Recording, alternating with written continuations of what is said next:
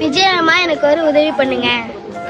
விஜய் மாமாவுக்கு வணக்கம். நாங்கள் கரூர் மாவட்டத்தில் கோயம்பேட்டிலேருந்து கேட்குறோம். இங்கே இருக்கிற பாலம் 15 வருஷமா இன்னும் திறக்காம இருக்குது. நீங்கள் எங்களுக்கு திறந்துட்டாங்க.